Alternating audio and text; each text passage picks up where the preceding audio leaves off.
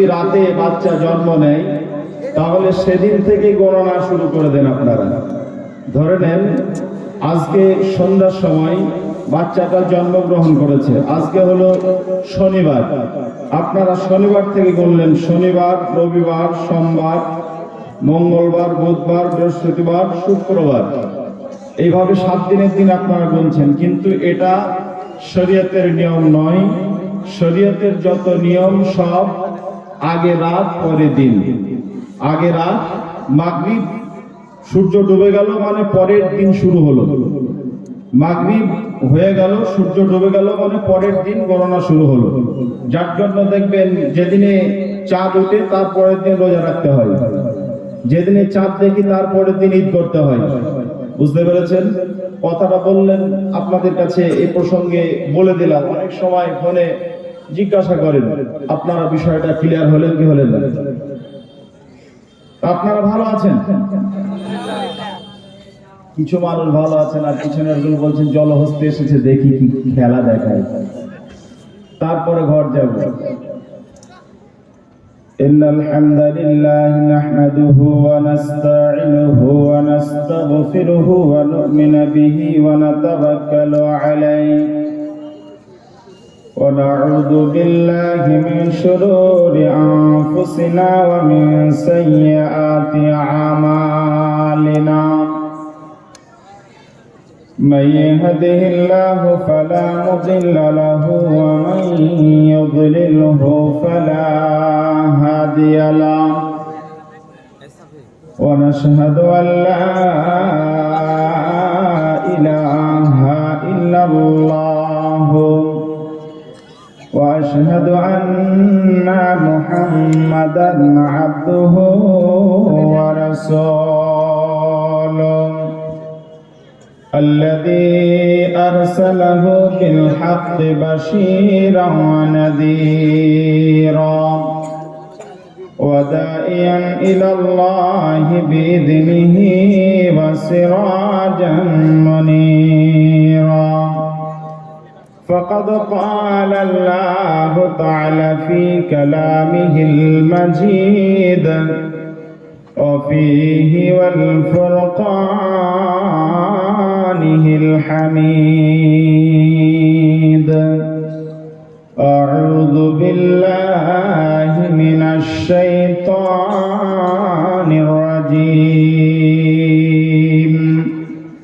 بسم الله الرحمن الرحيم. ولقد بعثنا في كل أمة رسولا أن اعبدوا الله واجتنبوا الطاغوت. بسم الله الرحمن الرحيم. إن هذه أمتكم أمة واحدة وأنا ربكم فاعبدون. بسم الله الرحمن الرحيم. تبت يدا أبي لهب وتب ما أغنى عنه ماله وما كسب سيصلى نارا ذات لهب وامرأته حملة الحطب في جيدها حبل من مسد. وقال النبي صلى الله عليه وسلم عن أبي هريرة رضي الله تعالى عنه قال قال رسول الله صلى الله عليه وسلم من شاب شيبة في سبيل الله كانت له نورا يوم القيامة.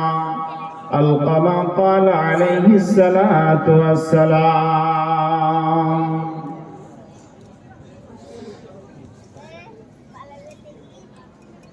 আমার দয়াল আল্লাহ গো তুমি দয়া করো গো আমার দয়াল মাবুদ গো তুমি ক্ষমা করো গো। তুমি ক্ষমা না করিলে কোথায় যাব গো আমার দয়াল আল্লাহ গো তুমি ক্ষমা করো গো আমার দয়াল মাবুদ গো তুমি ক্ষমা করো গো। গুনাহগার বান্দা মোরা তুলেছি দুহাত, কবুল করে নাও গো প্রভু মোদের মোনাজাত। গুনাহগার বান্দা মোরা তুলেছি দুহাত, কবুল করে নাও গো প্রভু মোদের মোনাজাত।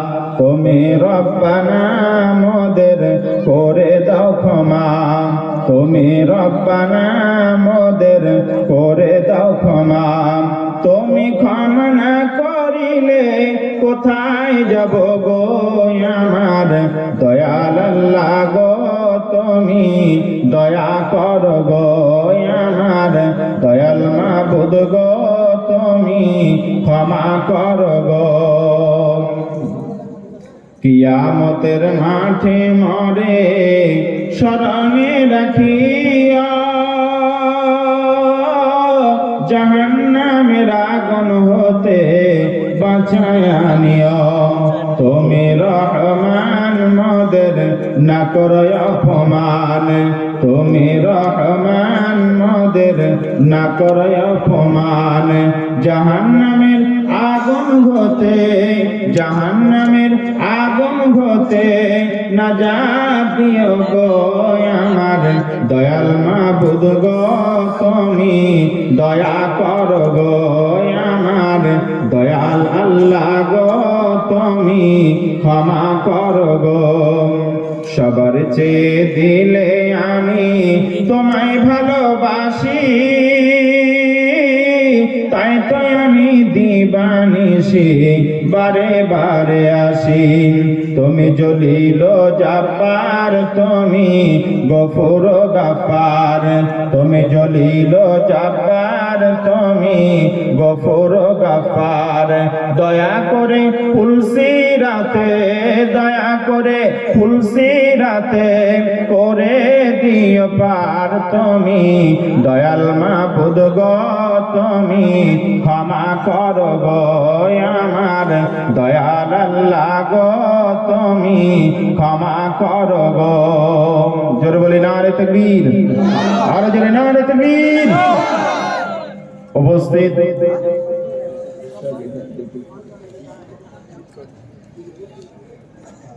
দক্ষিণ কাহালগাঁও মাদ্রাসা দারুল উলুম as-সালাফিয়ার উন্নতি কল্পে এক বিরাট ধর্মীয় জলসা।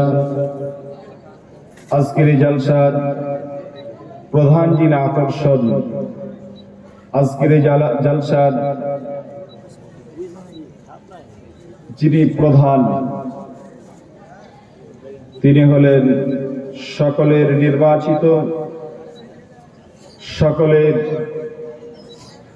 আপনজন শ্রদ্ধেয় ব্যক্তিত্ব ফজিলাতুল শেখ জনাব মাওলানা আব্দুল কবির আব্দুল বাকির ও আব্দুল রাতিব ফাইজি সাহেব, প্রিন্সিপাল জামিয়া সালাফিয়া আল ইসলামিয়া লিল বানাত জালালগড় পূর্ণিয়া বিহার।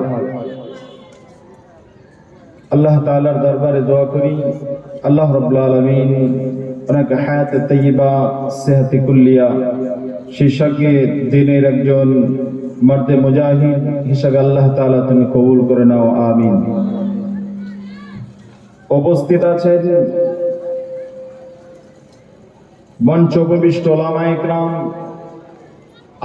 আমার আগে বক্তব্য রেখে ধন্য করেছেন আজকে নির্বাচিত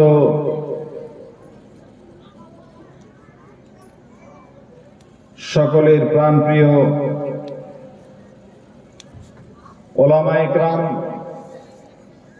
সর্বোপরি আজকের এই ইন্তেজামি কমিটি, মাদ্রাসা কর্তৃপক্ষ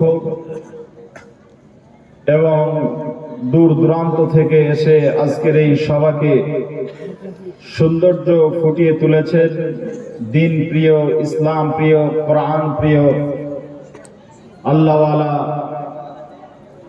শ্রোতা মণ্ডলী, পর্দার আসিনা মা এবং বোনেরা, প্রাণ প্রিয় দক্ষিণ কাহালগাঁও তথা সমসপুর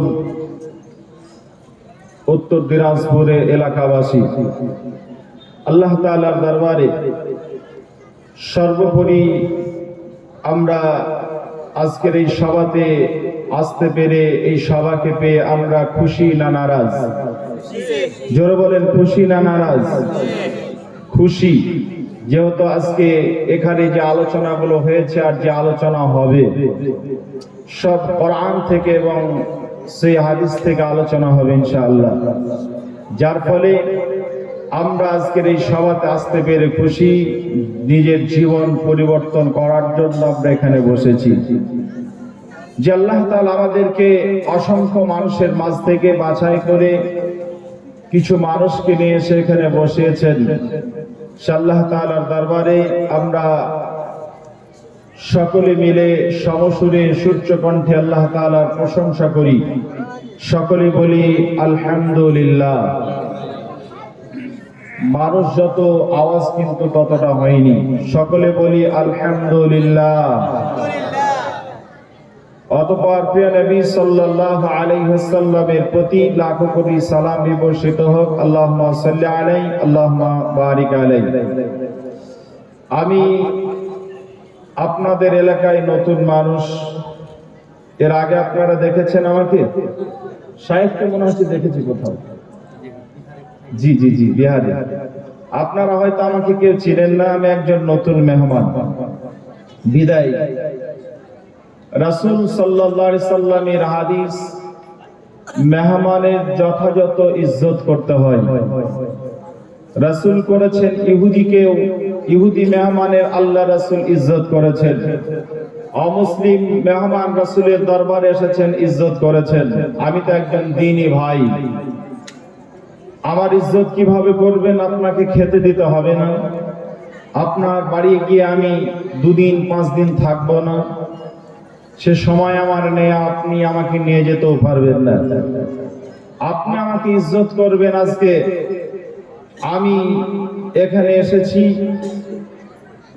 আমি আজকে আপনাদের সামনে কোরআন এবং হাদিসের কিছু অমীয় বাণী শোনাবার উদ্দেশ্যে এসেছি।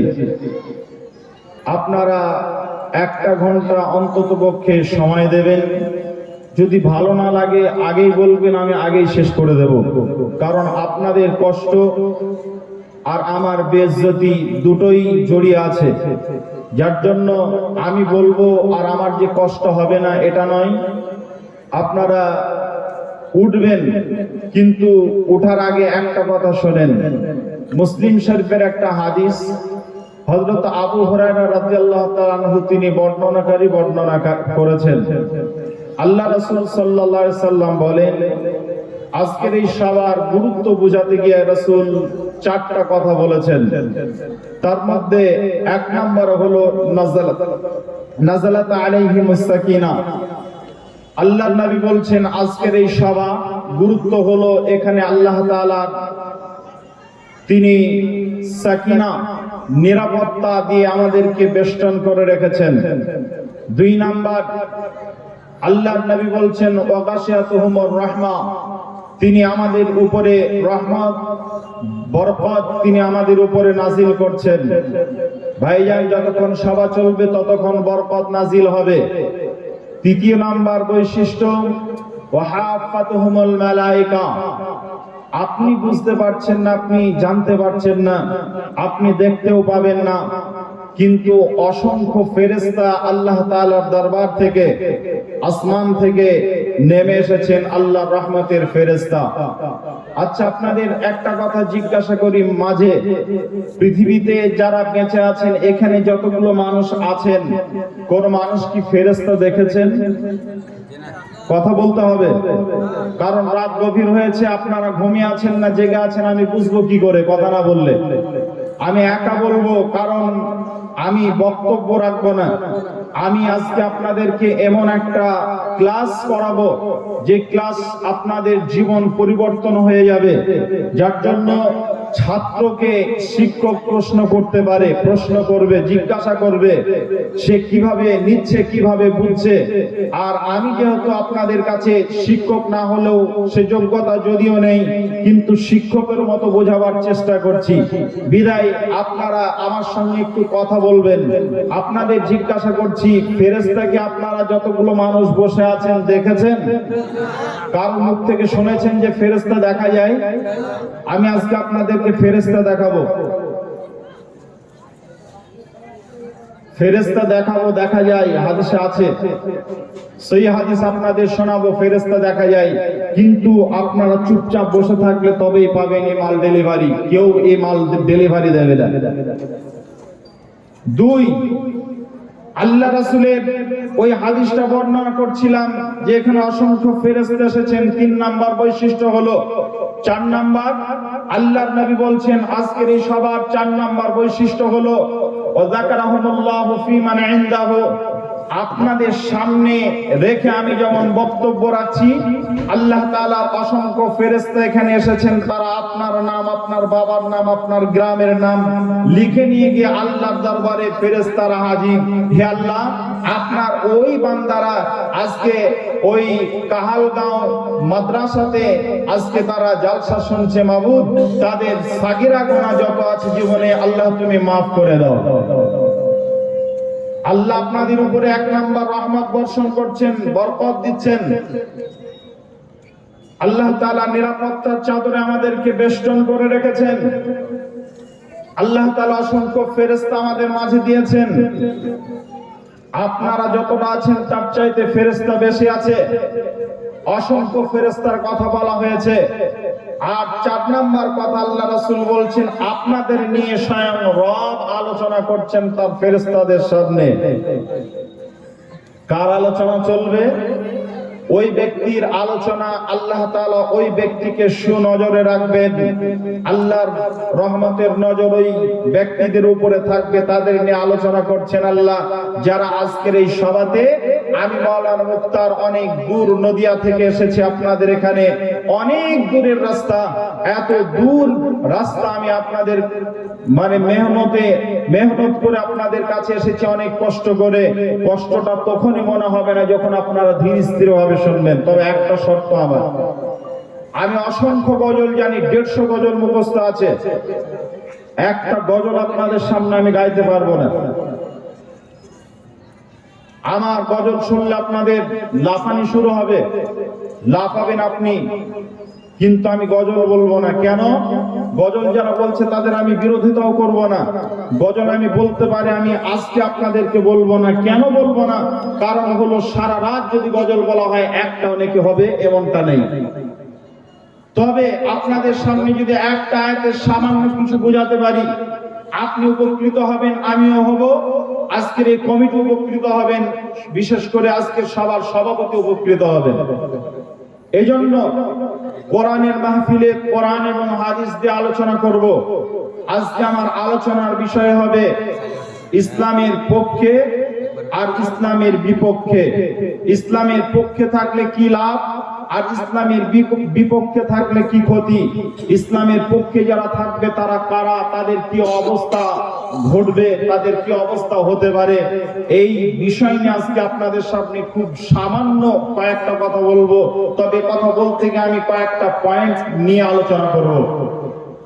1 নাম্বার পয়েন্ট হবে, আজকের যুবকেরা, আজকের যুবতীরা দেখবেন কিছু যুবক আছে হাতে বালা পরে কি পরে না? পরে। কিছু যুবক আছে দেখবেন এই কান পুড়িয়ে কানে দেয়। কিছু যুবক আছে মালা পরে। কিছু যুবক আছে বড় বড় চুল রাখে, মেয়ে সাজতে তাদের খুব ভালো লাগে। পিছন থেকে দেখলে পারে বোঝা যাবে না এ লেডিস না জন্ডিস। যতক্ষণ পর্যন্ত তার সামনে না যাবেন, চেন না খুলবেন, ততক্ষণ বোঝা যাবে না মাল জন্ডিস না লেডিস। এটা মেয়েদের মধ্যে এক প্রকার মেয়ে আছে তারা ছেলে সাজছে, আর এক প্রকার ছেলে আছে তারা মেয়ে সাজছে। ঠিক বলছে না ভুল বলছে? কেন করছে? কোনদিন কি ভেবেছেন কেন করছে? করছে কেন? তার কারণ হলো আজকে আমরা শরীয়ত বুঝি না, ইসলাম না জানার কারণে এগুলো করছি। যার জন্য ইসলাম কাকে বলে? বা খেলার জায়গায় খেলবে বা, আর জ্বলাজান জ্বালাস না, আস্তে আস্তে যা। কালকে জালসা করছে আর একজন সেই লাল ছোট্ট লাইট কি বলে ওটাকে, এভাবে মারো, ওখান থেকে মারলে এখানে চলে আসে ইট গেজার, ডেঞ্জার। ঠিকই বলেছেন, ডেঞ্জার। তা ও লাইট মারছে, তা মারবে কাকে? আমাকে মারছে। আমার যে বাপের কয় নাম্বার ছেলে রে তুই? কিছু মাল আছে এরকম। ভাইজান, তাহলে আমি আপনাদের যেটা বলছি সেটা হলো 1 নাম্বার পয়েন্ট নিয়ে আলোচনা করব, ইসলাম কাকে বলে। 2 নাম্বার আলোচনা হবে ইসলাম কোথা থেকে এসেছে, কিভাবে আমরা ইসলামকে পেয়েছি, এবং ভারতবর্ষে ইসলাম কবে এসেছে, কার মাধ্যমে এসেছে। 3 নাম্বার পয়েন্ট হবে ইসলামের প্রচার প্রসার কিভাবে ঘটেছে। আর 4র্থ নাম্বার পয়েন্ট হবে এই ইসলামের পক্ষে থাকতে গিয়ে সাহাবায়ে কেরামগণ কিভাবে তারা নিজের জীবন পরিবর্তন করে কিভাবে জীবনযাত্রায় নেমেছে। শুধু তাই নয়, একজন সাহাবীর ঘটনা আপনাদের বলবো। তার আগে আপনাদের জিজ্ঞাসা করছি, প্রথমে একটা কথা বলেছি ফেরেশতা দেখা যায় না, আপনারা বলেছেন দেখা যায় না, আমি বলেছি দেখা যায়, আমি আপনাদের দেখাবো। এই গভীর রাতে এতগুলো মানুষের সামনে আমি বলেছি ফেরেশতা দেখাবো, হাদিস থেকে প্রমাণ করে দেখাবো। তবে একটা কথা দেখাবো, এটা যারা দেখবেন তারা বসে থাকেন। 2 নাম্বার কথা বলবো, সেটা হলো পৃথিবীতে একজন সাধারণ মানুষের নাম করেন যিনি আল্লাহর সঙ্গে সরাসরি কথা বলেছেন। বলতে পারবেন? সরাসরি পৃথিবীতে কথা বলেছেন একজন সাধারণ মানুষ। নবীর নাম করবেন না, মুসা আলাইহিস সালাম আল্লাহর সঙ্গে কথা বলেছেন, সেটা ভিন্ন কথা। আমাদের নবী যখন মেরাজে গেছেন, নবী মুহাম্মদ সাল্লাল্লাহু আলাইহি ওয়াসাল্লাম তখন আল্লাহর সঙ্গে কথা বলেছেন পর্দার আড়াল থেকে, সেটা ভিন্ন কথা। কিন্তু সরাসরি আল্লাহ তাআলা একজন সাধারণ মানুষের সঙ্গে কথা বলেছেন। সেই ব্যক্তিটা কে, কেন কথা বলেছেন, সে কথাটা আপনাদের জানা থাকলে আপনারা বলেন। জানা আছে কারো? সাধারণ মানুষের সঙ্গে আল্লাহ কথা বলেছেন দুনিয়াতে? জি, কথা বলেননি? বলেছেন, আপনাদের জানা নেই। তাহলে এটা জানতে মন চাচ্ছে না? চাচ্ছে না? কথা বলে। ফেরেশতা দেখতে মন চাচ্ছে? কথা বলছেন না কেন? তাহলে বসে থাকেন, এই অন্তত পক্ষে 2টি মাল তো নিয়ে যাবেন। সব যদি নিয়ে যেতে না পারেন, সব যদি ভুলে যান, এই 2টি কথা তো মনে থাকার কথা। যার জন্য আজকে ভূমিকা ছাড়াই আলোচনা হবে, যেহেতু গভীর রাত হয়ে গেছে। চলুন ইসলাম কি এটা হাদিস থেকে সরাসরি আলোচনা করি। বিসমিল্লাহির রহমানির রহিম। আল্লাহর নবী জনাবে মুহাম্মদ রাসূলুল্লাহ সাল্লাল্লাহু আলাইহি ওয়াসাল্লাম তিনি একদিন বসে আছেন, এমন সময় হযরত জিবরাইল রাসূলের কাছে এলেন। আর রাসূলুল্লাহ সাল্লাল্লাহু আলাইহি ওয়াসাল্লামের কাছে আসার পর নবীজি যে কায়দাতে বসেছিলেন, ঠিক ওই কায়দাতে হযরত জিবরাইল সামনাসামনি মুখোমুখি বসলেন। ফাসনাদা রুকবাতাইহি ইলা রুকবাতাইহি ওয়া আদা কাফাইহি ওয়া আলা কাফাইহি ওয়া আলা কাফাইহি ফাতিদাইহি। এরকম আছে। আল্লাহর নবী বলেছেন, বিশ্ব নবী মুহাম্মদ সাল্লাল্লাহু আলাইহি ওয়াসাল্লাম বলেছেন যে হযরত জিবরাইল আমার কাছে এলেন, আর আসার পর নবীজি ঠিক ওইভাবে বসলেন। কিভাবে? নবীজি বলছেন তাশাহুদে একজন মুসল্লি যেমন বসে থাকে, নবীজি ঠিক ওই কায়দাতে বসেছিলেন। আর আল্লাহর নবীর সামনে হযরত জিবরাইল ঠিক এভাবে বসলেন মুখোমুখি সামনাসামনি, বলবেন মাওলানা আমি তো জীবনে কোনোদিন নামাজ পড়িনি, নামাজ পড়েছিলাম নানা যেদিন মারা গিয়েছিল আর আমার দাদা যেদিন মারা গেছে ওই দিন নামাজ পড়েছি, আর তো নামাজ কিভাবে পড়তে হয় জানি না, তাহলে আমি নামাজ কিভাবে পড়তে হয় যেহেতু জানি না, তাহলে তাশাহুদ কাকে বলে আমি বুঝি না, অতএব আপনার কথা বুঝতে পারলাম না। এরকম মানুষ থাকতে পারেন, এমন শ্রোতা থাকতে পারেন, তাহলে আপনাকে কিভাবে বোঝাবো? আপনাকে ঠিক এই কায়দাতে বোঝাই। বন্ধুরে, একজন মানুষ সে কি করেছে না বিবাহ শাদীতে গেছে, একজন যুবকের বিবাহ হয়েছে, বিবাহ অনুষ্ঠানে যখন আপনি গেছেন তখন বর যেমন ইমামের সামনে বসে যায়, একজন বর যেমন ইমামের সামনে বসে, সামনাসামনি ইমাম আর বর যেমন সামনাসামনি বসে, তাশাহুদে যেমন বসে থাকে, ঠিক ওই কায়দাতে আপনার পায়ের উপরে ভর দিয়ে হুটুতে হাত দিয়ে বসে যায়। আল্লাহর নবী বলছেন আমার সামনে হযরত জিবরাইল এসে ওই কায়দাতে বসলেন, আমি ওই কায়দাতে বসেছিলাম।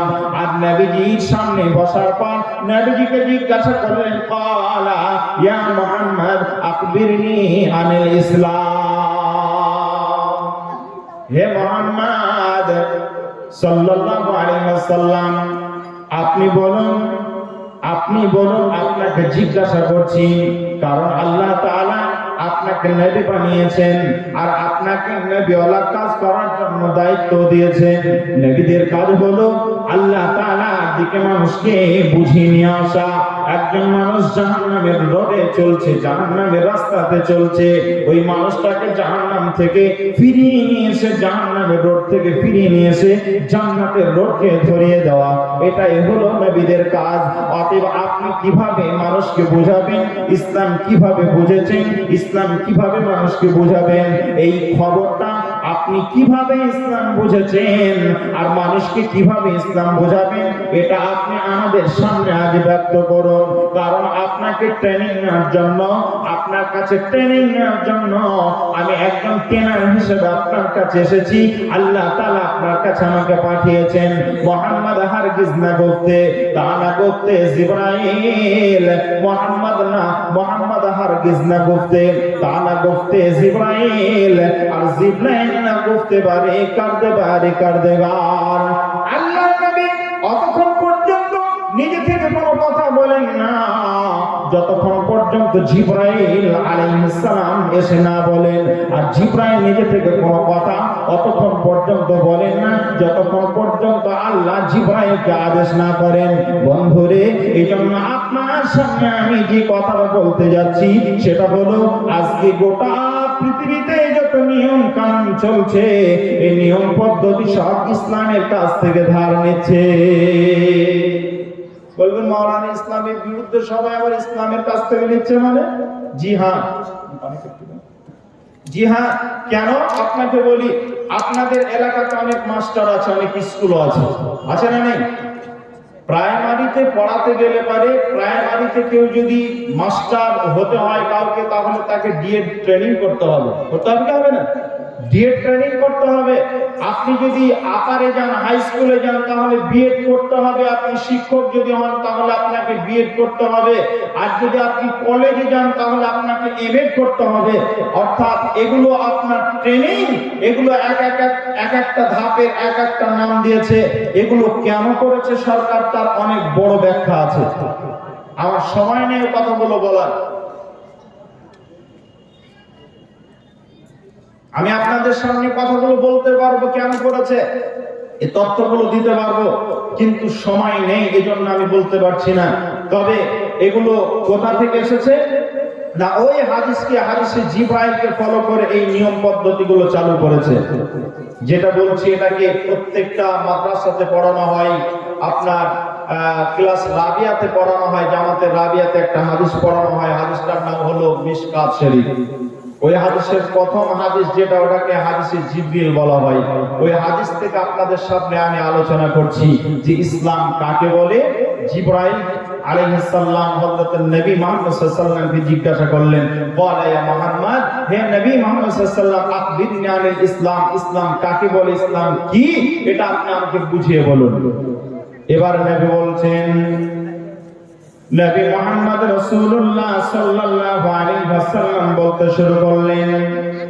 এই প্রশ্নের জবাব দিচ্ছেন নবীজি কি বলছেন? ক্বালা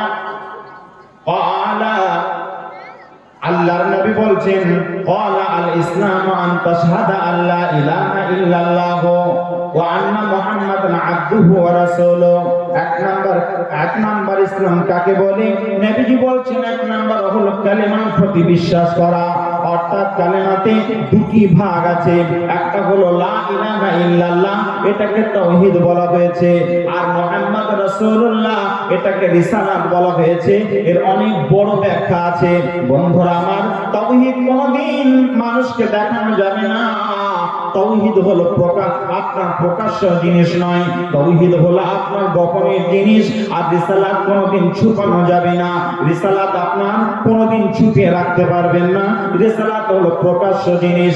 আল্লাহর নবী চলছেন ফিরেছেন, আল্লাহ রাসূল যে নিয়ম পদ্ধতি দিয়েছেন, এগুলো হলো সবগুলো হলো রিসালাত।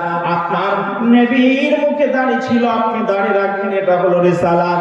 আপনি নবীজি যেভাবে চলেছেন, নবীজি যেভাবে খেতে বলেছেন, যেভাবে পান করতে বলেছেন, এইগুলো করবেন। এগুলো গোপনীয় বিষয় নয়, এগুলো হলো সব প্রকাশ্য বিষয়। নবীজি বলেছেন ডান হাতে খাও, ডান হাতে পান করো। আর পান করতে গিয়ে 3 নিঃশ্বাসে পান করবে।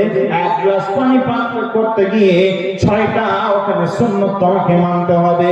এগুলো হলো সব রিসালাত বন্ধুরে। আর তাওহীদ হলো লা ইলাহা ইল্লাল্লাহ, এটার নাম হলো তাওহীদ। আর তাওহীদ আর রিসালাত দুইজনকে মিলিয়ে বলা হয়েছে, এর নাম হলো কালেমা। এটা হলো প্রথম নাম্বার ইসলাম। 2 নাম্বার ইসলাম কি? না, নবীজি বললেন ওয়াতুকিমাস সালাতা। 2 নাম্বার ইসলাম হলো ওয়াতুকিমাস সালাতা, নামাজ প্রতিষ্ঠা করা। আপনি নামাজ পড়ছেন এটা নয়, নামাজ প্রতিষ্ঠা করা। আপনার বাস্তব জীবনে, আপনার সাংসারিক জীবনে, আপনার সামাজিক জীবনে, রাষ্ট্রীয় জীবনে আপনাকে নামাজকে প্রতিষ্ঠা করতে হবে। আপনি দেশের নেতা নন, আপনি দেশের নেতা নন, এজন্য আপনাকে ওটা করার প্রয়োজন আপনার নেই। আপনার প্রয়োজন কি? আপনি নিজে নামাজি হবেন, আপনার পরিবারের লোকদেরকে নামাজের জন্য ট্রেনিং করাবেন, তাদেরকে নামাজের তালিম দেবেন। এরই নাম হলো আপনার সালাত। আল্লাহ নবী বলছেন এরই নাম হলো 2 নম্বর ইসলাম। বন্ধুরে আমার, আল্লাহ একটা আয়াত দিয়েছেন, পবিত্র কোরআনে একটা আয়াত দিয়েছেন, বিসমিল্লাহির রহমানির রহিম, ইয়া আইয়ুহাল্লাযীনা আমানু কু আনফুসাকুম ওয়া আহলিকুম নারা। হে পৃথিবীর ঈমানদারেরা, তোমরা নিজে জাহান্নাম থেকে বাঁচো আর তোমার পরিবারস্থ লোকদেরকে জাহান্নাম থেকে বাঁচাও। আপনি একা নামাজ পড়বেন আর বেটা শুধু ধপ ধপ করে লাল পানি খেয়ে পাড়ায় পাড়ায় বেহুশ হয়ে পড়ে থাকবে, এর নাম ইসলাম নয়। এর নাম আপনার নামাজ প্রতিষ্ঠা নয়। আপনার বাস্তব জীবনে, পারিবারিক জীবনে আপনাকে ইসলাম প্রয়োগ করতে হবে, এর নাম হলো ইসলাম। বন্ধু, 2 নম্বর ইসলাম আপনাদের কাছে ডেলিভারি দিলাম। 3 নম্বর ইসলাম কি? নবীজি বলছেন ওয়াতুকিমাস সালাতা ওয়া তুতিয়াজ যাকাতা। আর 3 নম্বর ইসলাম হলো যাকাত প্রতিষ্ঠা করা। যাকাত বাস্তব জীবনে আপনাকে প্রয়োগ করতে হবে। বন্ধুরা আমার, আজকে বর্তমান সময়ে মানুষ যাকাতকে জরিমানা মনে করেছে। ওয়া আন আবি হুরায়রা রাদিয়াল্লাহু তাআলা আনহু قال قال رسول الله صلى الله عليه وسلم اذا تخذ الفي دوالا والامانه مغنما والزكاه مغراما। আল্লাহ নবী বলছেন, শুনে না উম্মত, কিয়ামত যখন অনুষ্ঠিত হবে, কিয়ামতের যখন আলামতগুলো সব প্রকাশ হয়ে যাবে, তার মধ্যে একটা নিদর্শন হলো, একটা আলামত হলো, যখন মানুষের কাছে যাকাতের নিসাব পৌঁছে যাবে আর আলেম ওলামা তাকে যখন যাকাতের কথা বলবে, তখন জেনে নিয়ে ওই মানুষটা যাকাতটাকে জরিমানা মনে করবে। বন্ধুরে, আজকে এতক্ষণ পর্যন্ত আমার আমার পূর্বের বক্তা অনেকক্ষণ পর্যন্ত ধরে ধরে আপনাদের কাছে হাতে ধরে আদায় করেছেন। বন্ধু, আজকের এই মাদ্রাসাটা পরিচালনার জন্য আপনাদের কাছে যাওয়ার কথা নয়, কারণ আপনাদের কাছে যদি ইসলাম ভালোভাবে আপনারা বুঝেন, ইসলাম যদি প্রকৃত অর্থে আপনারা মানেন, আর ইসলাম যে মানবে সে মুসলমান হবে, আর যে ইসলাম মানবে না ও মুসলমান হবে না। আল্লাহ নবী বলেছেন অতক্ষণ পর্যন্ত কোন মানুষ মুসলমান হতে পারবে না, ইমানদার হতে পারবে না। আল্লাহ নবী বলছেন অতক্ষণ পর্যন্ত ইমানদার হতে পারবে না যতক্ষণ পর্যন্ত মানুষটা ওয়ান আনাসিন রাদিয়াল্লাহু তাআলা আনহু قال قال رسول الله صلى الله عليه وسلم لا